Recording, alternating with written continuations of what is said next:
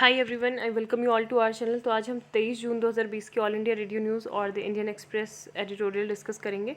Top headlines देख लेते हैं। आज 23 जून को वर्ल्ड ओलंपिक डे सेलिब्रेट किया जाता है। ठीक है, world Olympic day is celebrated every year of 23 जून। और सबसे पहला जो किया गया था वो किया गया था 1948 में। ठीक है, 1948 में पहला ओलंपिक डे सेलिब्रेट किया गया था। और अभी क्योंकि लॉकडाउन चल रहा है कोविड-19 पैंडमिक की वजह से, तो जो इंटरनेशनल डे ओलंपिक डे है 2020 वो डिजिटल वर्कआउट होगा 24 आवर्स का। ठीक है, world largest 24 hours digital workout, जिसमें काफ़ी सारे जितने भी जो ओलंपियंस हैं, एथलीट्स हैं, फैंस हैं, वो पार्टिसिपेट करेंगे। सिल्वर मेडलिस्ट पीवी सिंधु भी पार्टिसिपेट करेगी। अब जो इस साल की थीम है वो इम्पॉर्टेंट है। वो क्या है? Theme move learn and discover. ठीक है, मूव लर्न एंड डिस्कवर। तो पहले हम एडिटोरियल सेक्शन देख लेते हैं, उसके बाद जो न्यूज़ है वो हम डिस्कस करेंगे। तो वीडियो की जो कंटेंट क्वालिटी है वो अच्छी रहेगी और मतलब ये थोड़ा वीडियो क्वालिटी पुअर रह सकती है, बट आप सुनिए। ठीक है, और please do like share and subscribe to our channel. और सबसे पहले हम देख लेते हैं जो ये कोट है, ये बहुत इंपॉर्टेंट है। I look to a day when people will not be judged by the colour of their skin but by the content of their character. तो ये मार्टिन लूथर किंग जूनियर की ये कोट है कि मतलब ये उस दिन का वेट कर रहे हैं जब लोगों को उनकी जो स्किन का कलर है कि वो ब्लैक है या वाइट है, ब्राउन है, उससे जज नहीं किया जाएगा but by the content of their character. ठीक है, तो ये कोट है। यहाँ पे एक आर्टिकल भी आया हुआ है, इन ऑल फेयरनेस। तो ये वही है, ब्लैक लाइव्स मैटर जो मूवमेंट चल रहा है जॉर्ज फ्लॉयड के डेथ के बाद से, ये पूरा मतलब मूवमेंट हो रहा है, हर कंट्री में हो रहा है, स्टैचू वगैरह वेंडलाइज्ड हो रहे हैं, तो उस सब पे स्टेप अप द फाइट जो है सेंटर और दिल्ली गवर्नमेंट के बीच में बोला जा रहा है कि इनको मतलब मिलके काम करना चाहिए सभी को। और क्योंकि जितने भी मतलब कोविड-19 की जो डेथ हो रही है वो डेली बेसिस पे रिपोर्ट होनी चाहिए, every Covid death in the city. और ये पता होना चाहिए कि किस पेशेंट को कहाँ से लाया जा रहा है और when the patient was brought to the hospital. तो ये सारा जो डाटा है वो होना चाहिए, तभी जो है कोऑर्डिनेशन जब बना रहेगा सिटीज़, हॉस्पिटल, म्यूनसिपैलिटीज़ के बीच में, तो ही सही जो हमारे टोल फिगर्स है वो आएंगे। विद नियरली 60,000 केसेस दिल्ली में हो गए हैं। मुंबई के बाद से मतलब सेकेंड लार्जेस्ट ये यहाँ पे केसेस है, हाईएस्ट केस लोड। और ये बोला जा रहा है कि जुलाई के मतलब एंड तक 5.5 lakh Covid cases in the city by the end of July. ठीक है, तो नेशनल कैपिटल में मतलब बहुत सारी अभी 2,000 जाने भी जा चुकी हैं। और अभी जो है दिल्ली के जो लेफ्टिनेंट गवर्नर हैं अनिल बैजल, तो इन्होंने मैंडेट किया है 5-day institutional quarantine for all those who have tested COVID positive और sorry and all corona virus positive patients to report to a COVID care centre. ठीक है, तो ये चीज़ यहाँ पे बोली गई है। And already there are reports of asymptomatic carriers. And ये चीज़ बोला गया कि जो ऑक्सीमीटर्स है और जो ऑक्सीजन सैचुरेशन लेवल होता है, तो उसको मॉनिटर करने के लिए मतलब वो सरकार होम आइसोलेशन जब करेगी तो वो घर में ही पेशेंट को प्रोवाइड भी करेंगे। तो ये काफ़ी अच्छा वेलकमिंग स्टेप है। And the national capital could also follow the example जो केरला और कर्नाटक ने दिखाया है कि जहाँ पे मतलब उन्होंने कम्युनिटी ट्रेसिंग और कॉन्टैक्ट्स जो थे कोविड पॉजिटिव पेशेंट के, वो सारे भी उन्होंने किए हैं, तो उसका एग्जाम्पल यहाँ पे दिया हुआ है।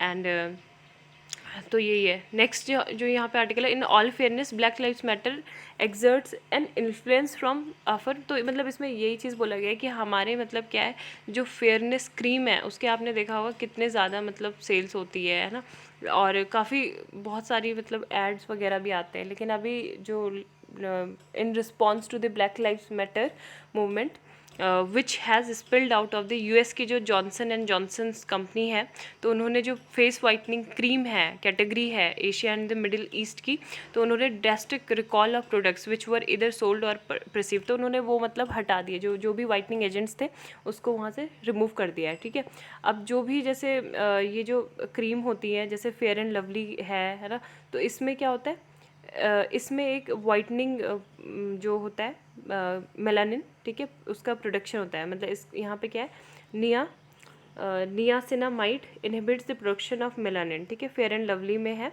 And which is sold all over Asia. ठीक है, तो बहुत सारे मतलब लोग फेयर एंड लवली को यूज़ करते हैं, तो ये भी इससे थोड़ा सा स्किन को मतलब क्या हो जाता है, वाइटनेस इसमें आ जाती है। In half of the world east of Aden the popularity of fairness cream has stood testimony to how deeply ingrained racism in is in cultures. तो आपने देखा होगा दैट आर नॉट वाइट, मतलब जो लोग वाइट नहीं होते हैं, ब्लैक होते हैं, तो वो लोग के लिए बहुत सारे इस तरह के ऐड आते हैं, एडवर्टाइजमेंट होते हैं कि ये 10 दिनों में गोरा करने वाली क्रीम, या 5 दिनों में आप ये करें तो ऐसा हो जाएगा, है ना, ये हो जाएगा। तो वो सब मतलब एक तरह से हमारे माइंड में ये चीज़ इनग्रेंड कर गई है कि ये मतलब वाइट सुप्रीमेसी, वाइट को थोड़ा प्रायोरिटी देना, है ना, ब्लैक को नहीं। बहुत सारी चीज़ें होती है हमारे मैरिजेज़ में भी, ऐसा होता है कि अगर लड़की काली है तो उसको पहले ही मतलब बोल दिया जाता है कि, है ना, थोड़ा सा मतलब वैसा कलर हो गया। अभी भी होता है ये चीज़, इट्स अ रियलिटी। और जो थोड़ा फेयर है तो उसको मतलब प्रायोरिटी दी जाती है। तो काफ़ी सारी चीज़ें इसी तरह से यहाँ पे इन्होंने एग्जाम्पल दिया हुआ है कि गेम्स में भी ये चीज़ होती है। जैसे अगर कैरम भी खेल रहे हैं, लूडो तो नहीं, मतलब लूडो में तो लाल हरा नीला पीला जो गोटी है वो होती है, बट जैसे कैरम की है तो उसमें भी बोलते हैं, चेस में भी, कि वाइट प्लेस फर्स्ट, है ना, कि वाइट की टर्न पहले होती है। तो ये सारी चीज़ें कि जब तक हमारे माइंड से ये जो फेयरनेस, जो सुप्रीमेसी है, वाइट सुप्रीमेसी, ये नहीं जाएगी तो तब तक ऐसे ही रहेगा, है ना। और यहाँ पे जो ये आर्टिकल है ये इम्पॉर्टेंट है। Acknowledging China rise, end of make believe, ठीक है। Acknowledging China rise scale of challenge it presents are first step in crafting a new China policy. तो ये सी राजा मोहन द्वारा लिखा गया है और काफ़ी अच्छा ये आर्टिकल इन्होंने लिखा है। इंडिया चाइना के जो भी मतलब राइज है उसको लेके बोला गया। और जो अभी आपको पता है मतलब सारी चीज़ों को, जो हमारे हिस्टोरिकल चीज़ें हैं ना, उनको करंट अफेयर से लिंक ज़रूर करना चाहिए, ठीक है। तो जो भी अभी RIC, रशिया इंडिया चाइना की जो समिट हो रही है, कहाँ पे, रशिया में, इस बार रशिया इसको होस्ट कर रहा है, तो इसके भी हिस्टोरिकल लिंक्स हैं बहुत सारे, ठीक है। तो वही चीज़ इसमें बताई है कि अगर मतलब इंडिया और चीन में जो भी मतलब क्या हुआ है, मतलब हम क्या बोलते हैं बार बार, वेस्टर्न पावर को बोलते हैं, ठीक है, कि USA ने मतलब इंडिया चाइना के रिलेशन में क्या किया, डिवाइड किया है हमें। लेकिन हमें मतलब चाइना के बारे में जो ये इंटरप्रिटेशंस है, ये इससे थोड़ा सा बाहर आना होगा। और क्योंकि काफ़ी सारी हमारी कुछ लीडर्स की भी गलतियाँ थी जिससे हमने कभी सीखा नहीं अपनी गलतियों से। और जो वन चाइना पॉलिसी है ना, मतलब एक हमें वन चाइना नहीं, सॉरी, न्यू चाइना पॉलिसी बनाने की इसमें ज़रूरत है। लेकिन इससे पहले हमें जो चाइना है उसका जो राइज़ हो रहा है बहुत तेज़ी से, उसको एक्सेप्ट करना होगा कि हाँ, सच में जो चाइना है वो हमसे काफ़ी आगे ऑलरेडी निकल चुका है। तो एटलीस्ट हम पहले वो जाने न्यू चाइना पॉलिसी को अडॉप्ट करने से पहले। तो यहाँ पे यही चीज़ बोला गया है कि there is plenty of blame to go around and the problem predates independence. Each generation has compounded the challenges, है ना। और जो भी है, tragedies rooted persistent political fantasies, यहाँ पे refusal to learn from past mistake, हम अपनी पुरानी गलतियों से नहीं सीखते। एंड द बिलीव दैट द US and west are the source of India's problem with China, है ना। तो मतलब हम यही कह रहे हैं कि मतलब जो पूरी जड़ है, जो इंडिया चाइना के जो प्रॉब्लम आ रही है बीच में, वो US और वेस्टर्न पावर है। लेकिन ये है कि हम मतलब पूरी तरह से ऐसे नहीं बोल सकते। Delhi in the last 7 decades there are plenty of blame, है ना। काफ़ी सारे जो रीज़न है वो यहाँ पे दिए गए हैं। तो इन्होंने यहाँ पे सारे जितने भी हमारे पॉलिटिकल लीडर्स थे, जो डिप्लोमेटिक टॉक्स हुई थी, उसके बारे में बताया कि सबसे पहले जो रविन्द्रनाथ टैगोर थे वो चाइना गए थे 1924 में, ठीक है। तो उन्होंने शेयर्ड एशिया स्पिरिचुअल जो शेयर्ड एशियन स्पिरिचुअल सिविलाइजेशन था, उस पर मतलब बातचीत की थी। उनका एम्बिशन ये था कि इसको डेवलप करना। लेकिन वो बिल्कुल क्या था, बिल्कुल मतलब कुछ उनके हाथ नहीं लगा, क्योंकि वहाँ पे काफ़ी सारे रेडिकल ग्रुप्स थे। तो उनको पॉइंट आउट किया, including members of newly form जो चाइनीज़ कम्युनिटी पार्टीज थे, है ना। तो turn on the poet and his host conspiring divert Chinese attention away from the imperatives. तो इस वजह से मतलब वहाँ पे कुछ ऐसे बात नहीं बनी। फिर 1927 में जो थे हमारे देश के जो प्राइम मिनिस्टर थे, first prime minister Jawaharlal Nehru, तो वो ब्रुसेल्स गए। वहाँ पे जो चाइनीज़ नेशनलिस्ट और मॉडर्निस्ट थे उनसे मिले, और जो पश्चिमी साम्यवाद होता है, वेस्टर्न इम्पीरियलिज्म, तो उसको मतलब डिफीट करने का उन्होंने डिसाइड किया। लेकिन जब सेकेंड वर्ल्ड वॉर हुआ तो कांग्रेस को ब्रिटिशर्स, जो अंग्रेज का शासन था ना उस टाइम पे, तो उन्होंने बोला कि मतलब चाइना और आप मिलके क्या कर सकते हो, जापान को हरा सकते हो, डिफीट कर सकते हो, क्योंकि जापान ने उस टाइम पे चाइना पे अटैक किया था। लेकिन उस टाइम पे कांग्रेस ने सीधा सीधा मना कर दिया, है ना, कि हम जापान के खिलाफ ऐसे नहीं जाएंगे। तो यहाँ पे एक तरह से जो अपॉर्चुनिटी थी कि चाइना के साथ थोड़ा सा यूनिफाइड होने की, वो हमने मिस की, है ना। और फिर यहाँ पे बोला गया है कि जो एफ्रो एशियन कॉन्फ्रेंस थी इन बैडुंग इंडोनेशियन 1955।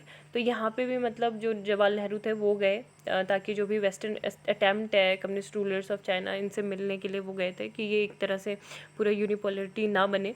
तो 5 सालों के अंदर अंदर India and China were at each others throats at a war broke out 1962। ठीक है, बाकी आपने वो दलाई लामा वाला जो था वहाँ से लेके सारा मतलब फिर 1962 का जो युद्ध हुआ था हमारे बीच में। फिर 1979 में अटल बिहारी वाजपेयी जी की सरकार थी, तो तब अटल बिहारी वाजपेयी जी फरवरी में री इंगेज करने के लिए गए थे बीजिंग में। ठीक है, लेकिन जब तक वो वापस आए तो चाइना ने जो था कम्युनिस्ट रिजीम जो थी वियतनाम में, तो वहाँ पे जो था वॉर डिक्लेयर कर दिया था। फिर 1988 में राजीव गांधी गए थे to normalise relation with China, while continuous जो भी मतलब जो हमारे बॉर्डर डिस्प्यूट है उसको क्या करना, बाउंड्री डिस्प्यूट को निगोशिएट करने के लिए वो गए थे, लेकिन वहाँ पे भी इतनी ज़्यादा बात नहीं बनी। तो यही सारी चीज़ें इसमें लिखी हुई है कि हम मतलब एक तरह से जो बाउंड्री डिस्प्यूट था उसको तो नॉर्मलाइज नहीं कर पाए, साथ में हमारा दूसरा जो था इकोनॉमिक प्रोस्पेक्ट पे भी हम नहीं खरा उतर पाए। ठीक है, जो ट्रेड डिफिसिट था हमारा चाइना के साथ लगातार बढ़ता गया, और एट प्रेजेंट भी अभी अगर हम देखें तो जो ट्रेड डिफिसिट है चाइना के साथ हमारा, तो वो हमारे टोटल ट्रेड डिफिसिट के आधे से ज़्यादा हो गया है ना। तो ये सारी चीज़ें इसमें बोली गई हैं। फिर 1990s में क्या हुआ कि जो पीवी नरसिम्हा राव थे और जो चाइना के जो मतलब चाइना और जो रशिया के जो काउंटर पार्ट थे, तो उनके साथ उन्होंने जॉइंट मीटिंग की। ठीक है, तो उस टाइम पे ये बातचीत हो रही थी कि मतलब एक तरह से, क्योंकि 1991 में आपको पता है कि क्या हुआ था, यूएसएसआर जो रशिया है उसका डी इंटीग्रेशन हुआ था, डिक्लाइन हुआ था ना सोवियत संघ का। तो उस टाइम पे ये बोला था कि जो यूएसए है वही सुपर पावर के रूप में उभर के आया था। तो एक तरह से यहाँ पे मल्टीपोलर वर्ल्ड इन तीनों की बात हुई थी कि मल्टीपोलर वर्ल्ड बनना चाहिए। मल्टीपोलर वर्ल्ड में जो अभी करंट में ये जैसे दिखने को मिल रहा है आपको RIC, रशिया, इंडिया, जापान है ना, तो ये भी एक तरह से इसी का ही हम एमरजेंस कहेंगे। तो 1990s के ही अराउंड, क्योंकि ये बना है 1998 में ये बना है रशिया के जो पॉलिटिशियंस हैं उसके। तो code for limiting America's power after, मतलब हम वहाँ पे उस टाइम पे मल्टी पोलर वर्ल्ड की जब बात चल रही थी तो ये बोला जा रहा था कि जो एशियन पोल है वो बनेगा। ठीक है, और लेकिन बन क्या गया, यूएसए और चाइना एक दोनों ही पावर बन के रह गए। ठीक है, तो यही सारी चीज़ें बोली गई हैं कि हमारे जो आपस में जो एशियन सुप्रीमेसी है तो उसको लेकर काफ़ी ज़्यादा मतभेद हैं, और हम बार बार यूएसए को इसमें क्लेम करते हैं, जबकि यूएसए का ऐसा कुछ हाथ नहीं है। हमारे आपसी ही जो बॉर्डर डिस्प्यूट है वो बहुत ज़्यादा ही है ना। और बाकी जो जापान ने मतलब जब चाइना पे अटैक किया था तो अंग्रेज़ों ने बोला भी था कि हम मतलब क्या हो सकता है, यूनाइट हो सकते हैं, लेकिन हमने नहीं माना, तो अपॉर्चुनिटी मिस कर दी। और चाइना ने मतलब कभी भी, जैसे हम बोलते हैं ना कि वेस्टर्न यूएसए ऐसे कर रहा है हमारे साथ, तो हम वेस्टर्न के खिलाफ जैसे नाम लेके आ गए थे, नॉन अलाइंड मूवमेंट है ना, तो पूरी तरह से जो था एंटी वेस्टर्न ये ऑर्गेनाइजेशन था है ना, तो मतलब अगर वैसे बात करें तो फिर ये क्या हो गया, चाइना ने लेकिन कभी भी ऐसे नहीं किया, मतलब उन्होंने वेस्ट के खिलाफ डायरेक्ट कोई कभी भी अपोज नहीं किया, बल्कि जो यूएस, यूरोप और जापान है तो उनके साथ भी उन्होंने कोऑर्डिनेशन किया। तो हमें सबसे पहले अगर मतलब अपने जो रिलेशन है चाइना के साथ अगर सही करना है तो एक्नॉलेज करना पड़ेगा, जो भी चाइना का ड्रामेटिक राइज है उसको रिकॉग्नाइज करना पड़ेगा। And scale of the challenges presents are the first steps of Delhi है ना। तो जो अगर दिल्ली को न्यू चाइना पॉलिसी बनानी है तो यही सारी चीज़ें करनी पड़ेंगी, और ये वैल्यूएबल अपॉर्चुनिटी है जो भी हमारा इंटरनल पॉलिटिकल कोहेरेंस है वो सब करने की, और एक्सपेंडिंग इंडियाज़ नेशनल पावर। ठीक है, तो ये इस आर्टिकल में था। नेक्स्ट जो आर्टिकल है सिक्योरिंग द सी लेन्स, तो ये आर्टिकल भी इम्पॉर्टेंट। चाइना देखो अपने मिलिट्री पर्पस के लिए काफ़ी सारे जो सिविलियन वेसल्स है वो यूज़ करता है। ठीक है, सिक्योरिंग द सी लेन्स में there is pressing need for India with like-minded countries to develop a comprehensive underwater domain awareness strategy। तो अभी रिसेंट में क्या किया है China are navy has integrated Chinese maritime research and survey vessel. ठीक है, तो जो हमारे इकोनॉमिक एक्सक्लूसिव इकोनॉमिक जोन है एंड जो हमारे कॉन्टिनेंटल शेल्फ है CS, तो वो हमारी बिना परमिशन के चाइना ने क्या कर दिया है वहाँ पे वो अपना जो एंटर किया। ठीक है, जो मैरीटाइम उनका वेसल था। तो अभी मतलब चाइना हर जगह पे कर रहा है, ऑस्ट्रेलिया में भी अभी किया, अभी जापान के जो ओकिनोवा आइलैंड आपने सुना होगा तो वहाँ पे 24 नॉटिकल माइल्स पे चाइनीज़ वो वेसल देखने को मिला है ना, साउथ जापान में। तो ये सारा मतलब हर जगह पे ही वो अपना इंट्रूजन कर रहा है, चाहे वो मिलिट्री लेवल पे हो या फिर मैरीटाइम सी लैंड पे, है ना। तो ये सारी चीज़ इसमें बोली गई है कि स्पेशल इकोनॉमिक जोन आपको पता होना चाहिए कि 12 नॉटिकल माइल्स और 24 नॉटिकल माइल्स। जैसे 12 नॉटिकल माइल्स जो होता है वो कहाँ तक होता है, टेरिटोरियल सी, फिर कॉन्टिग्यूस जोन होता है, फिर 200 जो नॉटिकल माइल्स होता है उसको बोलते हैं economic special exclusive economic zone, ठीक है। तो ये चीज़ है। एंड इंडिया का मतलब जो लेजिस्लेशन है, लेजिस्लेशन एक्ट है यहाँ पे 1976 का जो है, हाँ, तो इसमें मतलब ये क्या बोलता है, that requires foreign marine scientific vessel to seek licence. तो मतलब अगर किसी भी फॉरेन वेसल्स को अगर एंटर करना है तो उनको पहले लाइसेंस ज़रूरी है अंडरटेकिंग एक्टिविटीज़ के लिए, ठीक है। लेकिन चाइना ने क्या किया कि वो अपने उनके कुछ ग्लोबल साइंटिफिक रिसर्च वो कर रहे हैं और इंटरनेशनल लॉ के अकॉर्डिंग वो चल रहे हैं। तो ये सारी चीज़ वो कर रहे हैं, मतलब अपने लॉज तो वो मनवा लें, ठीक है। उनके लॉ में ये लिखा गया है कि कोई भी ऐसे बिना परमिशन के हमारे जो सी लेन्स हैं वहाँ पे एंटर नहीं कर सकता। तो वो चीज़ दूसरी कंट्रीज़ फॉलो करेंगी, बट चाइना दूसरी कंट्रीज़ के जो लॉज हैं, रूल्स हैं, वो फॉलो नहीं करेगा, है ना। उसमें वो बोल देगा कि ये ग्लोबल रिसर्च हम कर रहे हैं, तो ये इसमें कोई भी मतलब ऐसे कुछ वो नहीं है प्रॉब्लम।